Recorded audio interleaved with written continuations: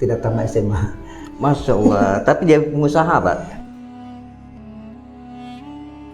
Dia sempat berhadapan dengan perampok juga dan maksudnya disandera juga, Pak. Iya, anak saya pada malam itu, jadi akhirnya saya pasrah dan berikan apa yang mereka minta. Saya yang salah. Ada hak orang yang tidak salurkan atau tidak berikan. Kalaupun ada yang keluar, itu sangat kecil, kikir Pak. Bakhil saya pada saat itu. Pelit, Pak ya. Pelit sekali. Tapi tidak dapat ketenangannya. Kadang kan kita mau bahagia Pak. Berpikir pada saat itu dengan saya punya harta banyak, saya akan bahagia kan? Ya bahagia sesaat. Kita mengejar dunia, tidak ada habisnya Pak. Tidak akan pernah habis. Dan sudah pasti akhirat menjauh. Sudah pasti Allah menjauh. Tapi ketika kita berada di arah mengejar ridhonya Allah, mengejar akhirat, maka secara hina dunia itu akan mengikut tunduk Pak. Kalau boleh tahu satu kapal ini berapa Pak Haji kalau mau buat sama Pak Haji? Itu sampai 30-50 miliar. Tergantung isinya. Mau laks atau mau yang biasa saja. Serindu apa Bapak ini dengan Baitullah, Pak? Sangat Pak. Namanya rindu itu. Aduh. Bismillahirrahmanirrahim. Ayah, bunda, terima kasih telah menyupport Meli sampai sejauh ini. Semoga kalian diberikan kesehatan dari Allah.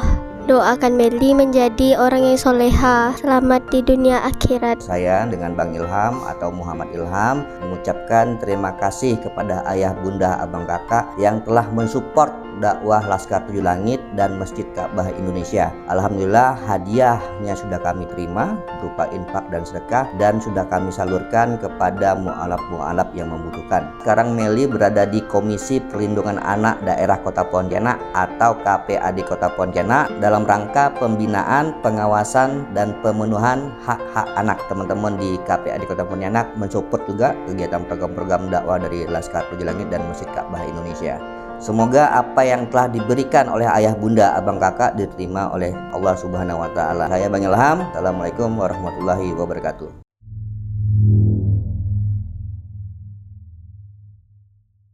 Bismillahirrahmanirrahim. Assalamualaikum warahmatullahi wabarakatuh. Waalaikumsalam warahmatullahi wabarakatuh. Dengan saya Bang Ilham dan kali ini saya mendapatkan tamu kehormatan, tamu istimewa dari Sulawesi Selatan. Ini namanya Pak Haji Suwardi. Iya. Ya Pak ya. Kalau panggilannya Haji Kardi. Haji Kardi. Iya. Bisa beda nih Pak antara Suwardi ke Pak Haji Kardi.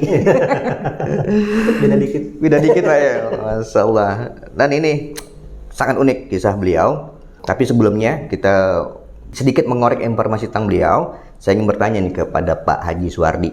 Ya. Pak Haji, kegiatan Bapak sehari-hari ini apa nih Pak di Sulawesi Tengah? Sulawesi Selatan. Sulawesi Selatan. Ya, Sulawesi Selatan.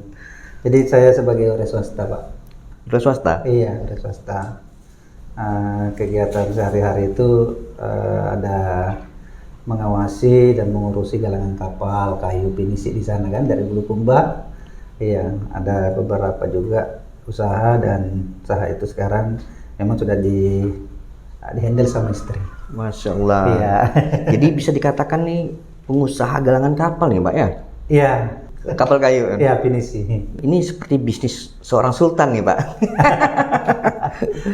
Terus dengar-dengar informasi Bapak juga punya restoran juga Pak? Iya, alhamdulillah ada. Masya Allah. Ada berapa cabang Pak restoran Pak? Cuma satu. Alhamdulillah. Allah lanjutkan satu. Mudah-mudahan ada.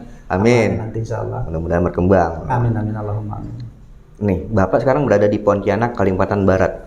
Kalau boleh tahu nih dalam rangka apa Bapak Pak Haji main ke Pontianak nih Pak? Oh ya, 2020 yang lalu saya pernah ke sini bersama kawan-kawan pakai sepeda motor. Sepeda motor? Sepeda motor berlima Pak. Oh dari Bulukumba. Naik sepeda motor? Naik sepeda motor sampai di Pontianak ini. Niat kami pada saat itu memang silaturahim dan mau belajar di Muzalan. Masya Allah. Iya, dan pada saat itu di 2020 awal Januari itu kami diberikan amanah sebagai Komandan Paskas di Kabupaten Bulukumba. Oh, Iya, jadi bulan 11 tiba di sini alhamdulillah. Masya Iya, Allah.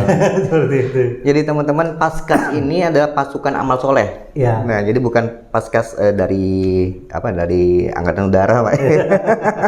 Dia pasukan amal soleh, dan Pak Haji ini Iya. komandannya. Iya, pada Nggak saat sembarangan orang nih bisa jadi komandan Paskas. Oke, Pak Haji, apa titik balik Pak Haji ini dari seorang pengusaha ya Pak ya? Dari segi finansial bisa dikatakan nih lumayan ya Pak ya. Karena tidak semua orang bisa menggeluti bisnis itu Pak. Iya. Ya, Pak. Kok bisa tiba-tiba Bapak ada niat nih ingin bangun masjid? Ini apa nih Pak penyebab titik balik ini Pak? Apa namanya, ujian demi ujian ya. Jadi kita Allah kasih satu rezeki, tapi kan di balik itu ada beberapa musibah yang kami alami, dan disitulah ada kawan yang datang dan memberikan sepatah kata saja. Mereka pulang itu saya tertampar dengan kata-katanya. Apa tuh Pak? Dia bilang gini, ada hak orang yang kamu tidak kasih. Pada saat itu di 2010 Maret, rumah kami dirampok. Oh, Iya, dirampok Pak? dirampok. Kami sih merasa bahwa sholat ya, mungkin keluarkan sedekah infak, tapi kan tidak berbanding yang harus, terutama di zakat pada saat itu. Kami lemah karena mungkin ilmu yang Didapat? ya minim sekali. Pendidikan saya juga tidak tamat SMA. Masya Allah. Tapi dia pengusaha Pak. Alhamdulillah. Jarang terjadi. Iya, cuma tamat SMP Pak. SMA-nya 1 tahun lebih, udah berhenti. Jadi karena memang kita tinggal di pesisir, orang tua juga basicnya sebagai wira swasta, akhirnya saya sebagai anak kedua, pada saat itu memang tidak terlalu tertarik dengan pendidikan Pak. Tertariknya ikut jejak orang tua. Oh. Jadi Bapak waktu masih kecil, waktu masih muda itu kurang mendapat pelajaran agama Pak ya? Iya, di kampung kami itu memang pada saat itu Pak minim ulama. Oh. Jadi sama Pak seperti di Kalimantan Barat. Mungkin pada saat itu kondisinya seperti itu, beda kondisi sekarang Pak ya. Karena di pedalaman Kalimantan Barat juga Pak banyak sekali yang membutuhkan guru ngaji di kampung. Iya. Ya karena memang minim ada orang mau di kampung untuk mengabdi dirinya di kampung. Jangan jarang. Ternyata semua Indonesia sama Pak. Seperti itulah. Setelah, yang dirampok ini, tapi alhamdulillah nggak ada apa-apa ya Pak, dengan anggota keluarga Pak ya, ketika dirampok Pak ya. Ya alhamdulillah anak saya mereka ancam, jadi kami hanya pasrah saja. Mungkin itulah jalan atau takdir yang harus kami terima, dan kami hanya mengambil hikmah terbesar dari kejadian itu. Alhamdulillah. Dia sempat berhadapan dengan perampok juga, dan maksudnya disandera juga Pak. Iya, anak saya pada malam itu, jadi akhirnya saya pasrah dan berikan apa yang mereka minta. Setelah itu mereka pergi. Alhamdulillah kami tidak diapa-apain. Anak saya dan istri saya juga tidak diapa-apain. Alhamdulillah. Alhamdulillah diselamatkan. Berarti pada saat itu Allah kasih kesempatan untuk bisa memperbaiki diri, memperbaiki semuanya. Jadi Allah kirim 4 orang perampok ke rumah Bapak untuk membuat Bapak, ada nggak hikmahnya nih Pak? Iya. Jadi dengan kata-kata kawan tadi itu, sehingga saya berpikir bahwa saya yang salah. Ada hak orang yang tidak kasih salurkan atau tidak berikan. Kalaupun ada yang keluar, itu sangat kecil. Jadi tidak berbanding lurus yang Allah kasih yang kami kembalikan. Iya. Allah berikan titipan rezeki lebih kepada Bapak, tapi Bapak mengeluarkannya tidak sebanding Pak. Kikir Pak. Bakhil saya pada saat itu. Pelit Pak ya. Pelit sekali. Jadi lebih menguntungkan mementingkan mengutamakan kepentingan pribadi, Pak. Sama seperti saya, Pak. Ya, saya dulu sama, Pak, bisnis juga, Pak. Ya, dibangkrutkan Allah, Pak. Iya. Allah mengirim satu orang penipu. Dan sama Bapak nih, Allah mengirimkan 4 orang perampok. Ya, alhamdulillah. Tapi apakah kejadian perampokan itu membuat bisnis Bapak hancur atau masih bisa bertahan? Alhamdulillah, justru setelah itu kami kembali mencoba melupakan kejadian itu, Pak. Mencoba memperbaiki diri walaupun tanpa ada yang membimbing. Iya, kami tidak ada yang membimbing soal agama, jadi belajarnya secara autodidak aja. Iya. Akhirnya kami mencoba bangkit dan kembali kami lupakan itu, Pak. Allah berikan lagi ganti bala lebih banyak. Masya Allah. Bahkan Allah ganti lebih banyak, Pak. Iya, mengikhlaskan pada saya itu, Pak. Istri saya kan ada perhiasan yang diambil dan tersisa 1. Nah, saya kasih semangat sama istri. Kan istri perempuan kan lebih peka dengan perasaannya, Pak ya. Jadi saya mencoba motivasi, udahlah, ini kan semua dari Allah juga. Kita juga dulu tidak punya apa-apa. Nah, ini masih banyak lah yang Allah sisakan dari ukuran kita ya. Kalau ukuran orang lain mungkin yang lebih banyak, mungkin sedikit. Tapi ukuran kita lebih banyak. Nah, dari situ, Pak, kami kan ada toko. Tokonya baru 3 petak. Habis dirampok kami langsung bangun menjadi 7 petak. Pada saat itu, Pak, orang tahu bahwa kondisi kami itu kondisi yang uangnya kurang. Tapi ada keyakinan saya pada saat itu bahwa kata-kata itu doa. Jadi ketika orang mengatakan, wih, dirampok tapi masih hebat. Jadi orang dari mulut ke mulut itu adalah doa. Nah, itulah yang memotivasi saya. Udah, kita jangan sampai terpuruk. Itu adalah doa. Masya Allah. Gitu. Oke, dari langkah pertama Pak yang Bapak lakukan setelah dirampok, ada amal ibadah apa, amalan apa yang Bapak lakukan nih, Pak? Jadi pada saat itu dengan kata-kata kawan saya tadi yang sepenggal itu, kami memulai dari bagaimana menghitung zakat walaupun tanpa pengetahuan yang memadai ya. Tapi apa yang kami tahu itulah yang kami lakukan. Iya, sedekah, infak.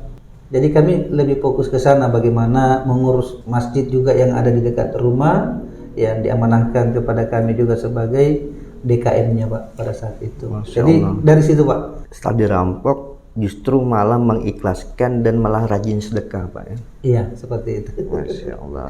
Berat tuh, Pak, melakukan seperti itu. Kalau kita lakukan dengan keikhlasan dan tanpa beban, insya Allah ringan. Jadi pada saat itu saya dengan ilmu agama yang memang sedikit itu hanya tahu semangat saja untuk memperbaiki diri dengan cara masuk ke masjid dan memperbaiki rumah Allah itu pada saat itu tanpa pengetahuan yang lebih dalam ya. Lemah di itu tadi di ilmu, tapi semangatnya yang lebih dominan. Ilmunya kurang, semangatnya yang besar.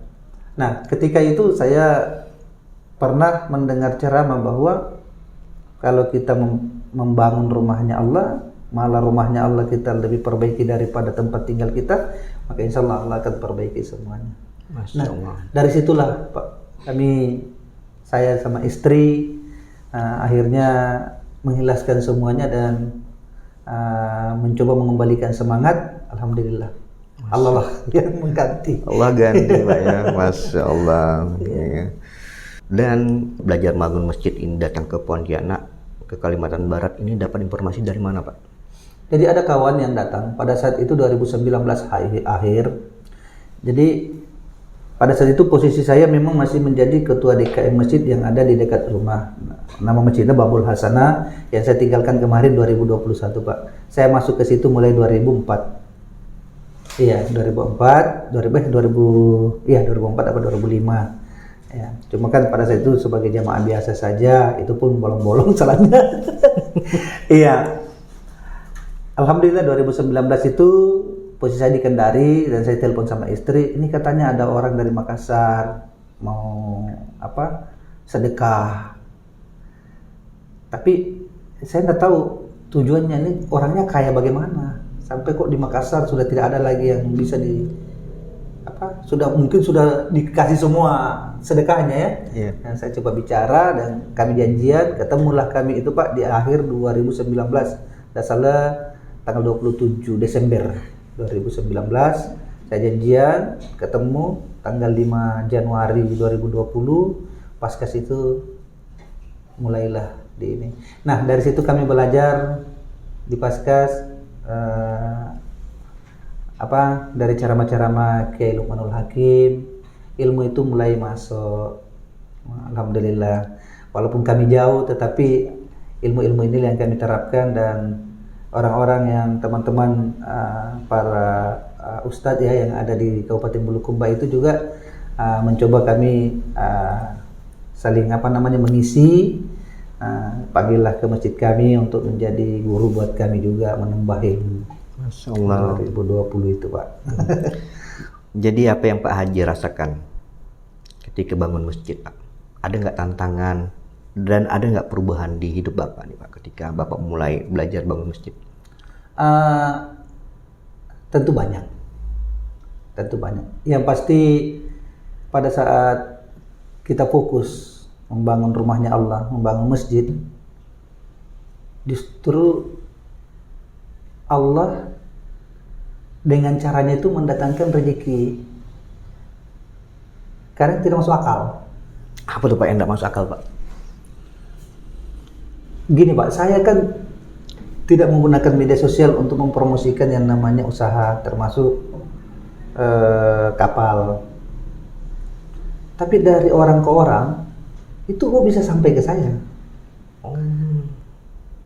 Allah kirim orang ke Pak ya? Iya. Ke bisnis Bapak nih? Iya. Masya Allah. Nah, sebelumnya itu saya ketemu, setelahnya saya ketemu orang tersebut, suruh bikin kapal atau apalah. Mereka ternyata punya alasan tersendiri dari hasil seseorang kawan yang datang ke kampung kami itu sebagai akademisi ya, menulis buku dan ada nama saya di dalam Pak.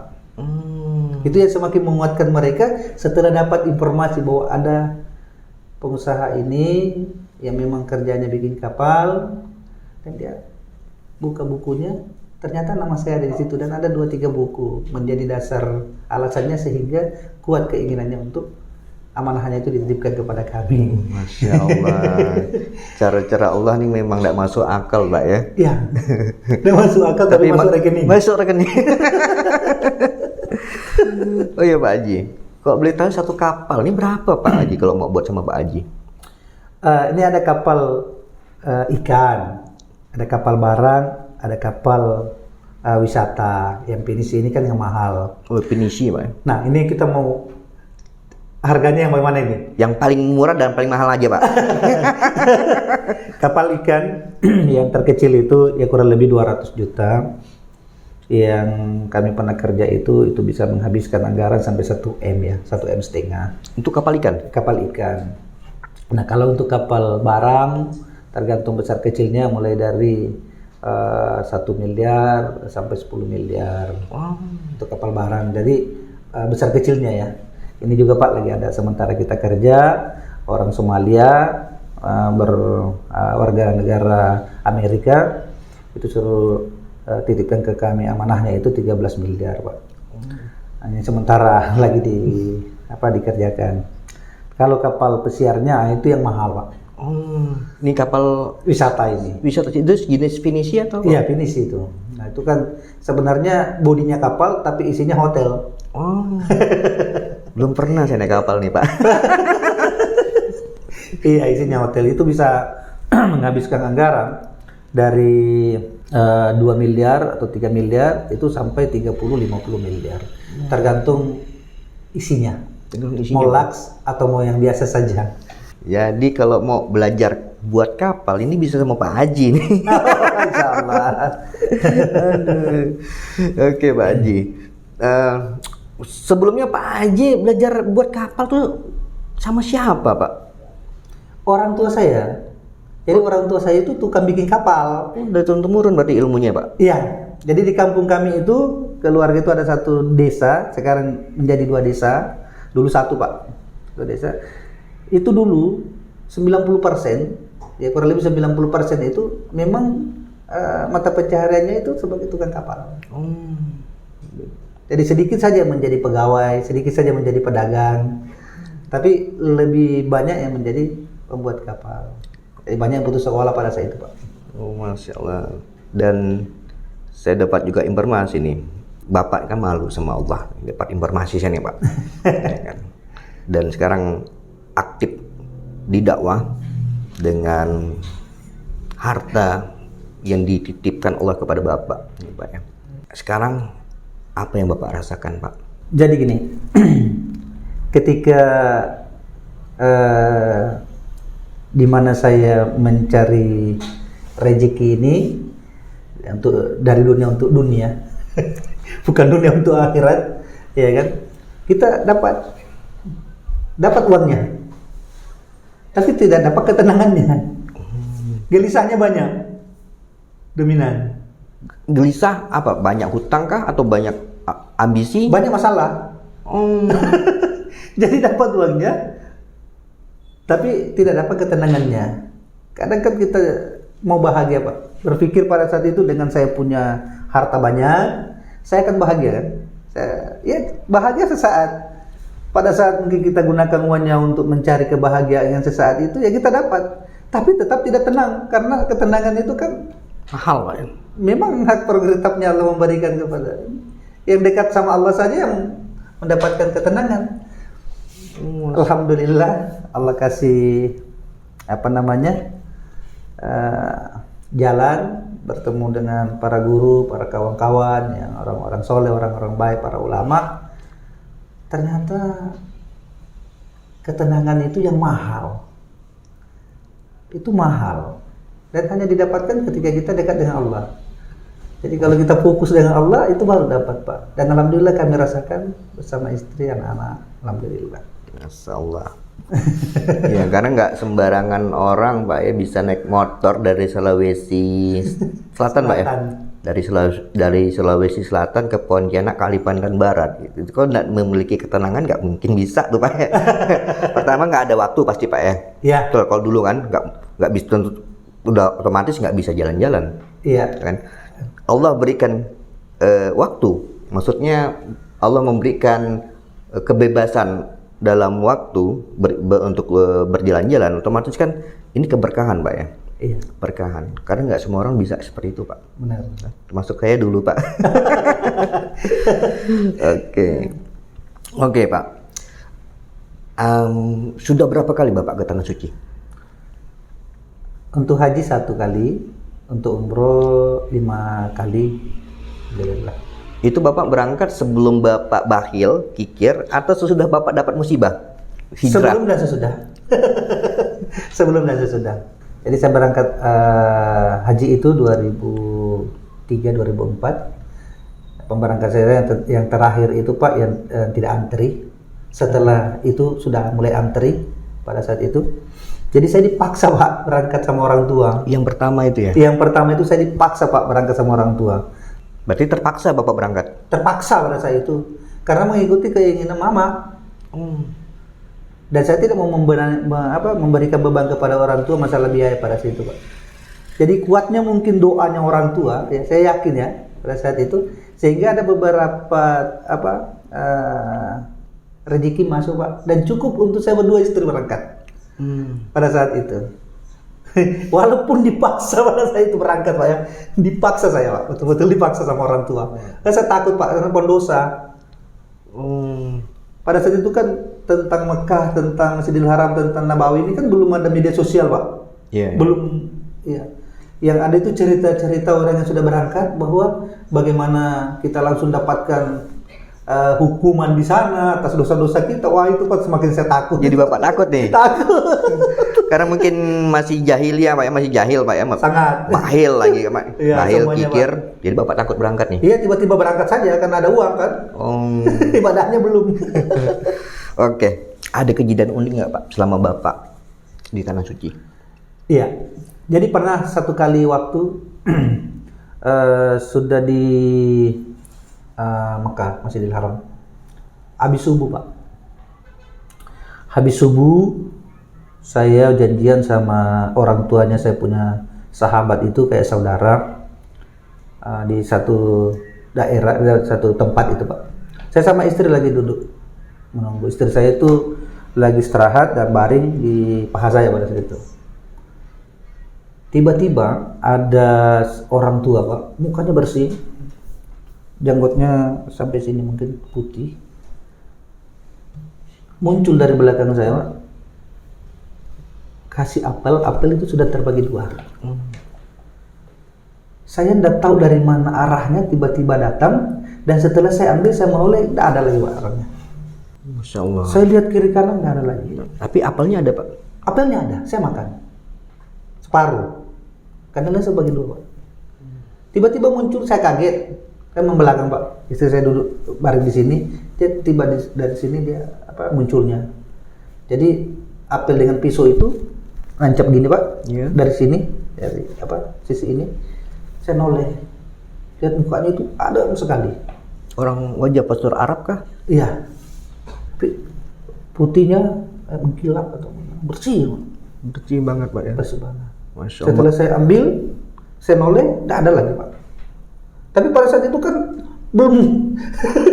Saya cuma ingat istri saya nggak lihat. Karena saya berangkat itu Pak, memang tidak tahu proses tawaf, sa'i. Berarti saya tidak tahu Pak. Memang tidak tahu. Jadi setelah tawaf itu, ini dalam hati saya berbisik sama istri, ini habis ini mau kemana? Jadi yang saya pikir, mau sa'i ini harus keluar masjid, naik mobil kemana lagi sa'i? Itu Pak yang unik. Tapi ada nasihat dari orang tua saya pada saat itu bahwa perbanyak berdoa, minta kembali lagi sama Allah, banyak meminta saja. Itu Pak, alhamdulillah, dan Allah kasih kesempatan untuk berumrah, alhamdulillah. Tapi bukan menjadi prioritas bahwa harus tiap tahun enggak Pak. Karena masih banyak yang saya pikir Pak, untuk biaya umroh kami sekeluarga atau saya sama istri,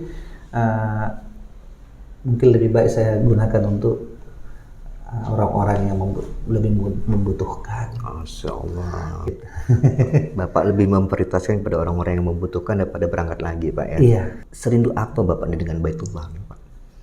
Sangat Pak, namanya rindu itu. Aduh. Sangat. Pengen ke sana Pak ya? Masya Allah. Pengennya sih setiap bulan. Amin, mudah-mudahan Bapak diberikan kemudahan. Amin.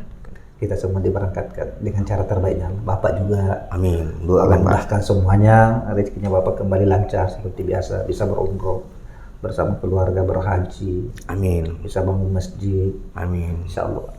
Mudah-mudahan Bapak nih bisa menjadi inspirasi, serta motivasi bagi teman-teman termasuk saya sendiri. Ya Pak ya. Jadi banyak sekali hikmah pelajaran yang bisa diambil dari kisah dari Pak Haji Suwardi. Terus Pak, sebagai penutup, kira-kira ada pesan nggak Pak pada teman-teman yang nonton, dari Allah menitipkan rezeki lebih Pak ya kepada Bapak, bagi teman-teman yang mungkin yang punya posisi seperti Bapak dulunya ya Pak ya, termasuk saya dulunya juga, Allah titipkan rezeki lebih kepada saya dan ternyata saya lalai. Dan bagi teman-teman yang mungkin berada di masa itu, di masa ini sekarang, supaya tidak salah jalan Pak. Iya. Ada nggak Pak kira-kira? Yang pertama, harta ini kan yang paling berat nanti hisapnya Pak. Dari mana dan kemana. Harta ini kadang kita berpikir untuk kita miliki di dunia, tapi kita tidak mau miliki sampai di akhirat atau di surganya Allah. Sehingga yang berat itu ketika kita menginginkan membawanya sendiri itu tidak mungkin. Maka titipkanlah. Banyak tempat yang sudah dipersiapkan, termasuk masjid, pondok pesantren, rumah yatim dan lain sebagainya. Titiplah ke sana. Nanti insya Allah pasti ketemu. Jangan sampai kita menyesal ketika sudah dikubur, kita sudah capek-capek memperbanyak harta dan menjadikan warisan untuk anak keturunan kita. justru harta ini akan menjadi beban kita nanti dikubur, dan kita akan mendapatkan siksa apabila ini menjadi masalah warisannya.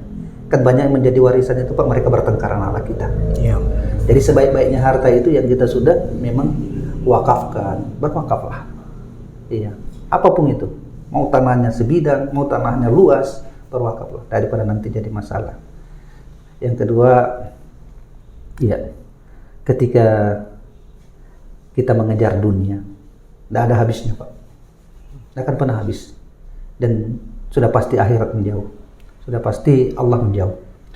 Tapi ketika kita berbalik arah mengejar ridhonya Allah, mengejar akhirat, maka secara hina dunia itu akan mengikut tunduk Pak. Iya, itulah tadi kadang-kadang tidak masuk akal, tapi masuk rekening. Iya. Insyaallah. Jadi berfokuslah untuk bagaimana hidup ini untuk mati, hidup ini memang sesuai dengan apa yang Allah mau. Semakin kita mengejar akhirat, meninggalkan dunia, semakin dunia mengikut. Semakin kencang kita kejar akhirat ridhonya Allah, maka semakin kencang pula lah dunia akan mengikut dalam keadaan hina dan tunduk. Iya. Jangan sia-siakan waktu ini, karena semua waktu pasti akan dihisap oleh Allah. Semua waktu akan dimintai pertanggungjawaban oleh Allah. Dan sebaik-baik perkataan adalah ketika kita mengajak orang-orang untuk kembali kepada Allah, kembali ke masjid, ruku dan sujud kepada Allah. Ya, makmurkan rumah Allah. Ya, apapun yang bisa kita lakukan untuk agamanya Allah, maka mari kita sama-sama menolong agamanya Allah. Barakallahu fikum. Insyaallah, mudah-mudahan kisah dari Pak Haji Suwardi ataupun Pak Haji Kardi ini bisa menginspirasi kita semua. Dan jangan lupa kita berikan doa terbaik kepada Pak Haji Sukardi. Insyaallah. Dalam ini masjidnya udah jadi Pak ya? Alhamdulillah sudah 2 tahun lebih kita jalan. Kita bantu juga dakwah dari Pak Haji Suwardi, dan bagi teman-teman yang mau pesan kapal bisa dengan Pak Haji. Masya Allah. Terima kasih. Masya Allah. Oke, Pak Haji Sukardi, terima kasih telah hadir di podcast sederhana, di podcast perjuangan Bang Ilham. Jadi teman-teman jangan lupa juga subscribe channel Laskar Tujuh Langit. Saya Bang Ilham dan Pak Haji Sukardi. Assalamualaikum warahmatullahi wabarakatuh. Waalaikumsalam warahmatullahi wabarakatuh. Assalamualaikum warahmatullahi wabarakatuh. Saya Cece Yana selaku pembina Mu'alaf Kuburaya berterima kasih kepada ayah bunda, abang kakak, dan juga Laskar Tujuh Langit serta Masjid Ka'bah yang telah mensupport dan membantu saya dan membantu saudara kita Yuni yang dalam keadaan sakit, dan kami juga membutuhkan biaya untuk mengeluarkan saudara kita dari rumah sakit. Dan alhamdulillah hari ini kami telah membawa saudara kita kembali pulang dan menyelesaikan administrasi di rumah sakit. Saya selaku pribadi mengucapkan terima kasih banyak. Kami ucapkan semoga ayah bunda, abang kakak Allah lindungi, Allah berikan keberkahan, dan Allah berikan kelimpahan rezeki, berkah berlimpah, keluarga sakinah mawaddah warahmah, serta kemuliaan dan kebaikan dunia akhirat. عما يتساءلون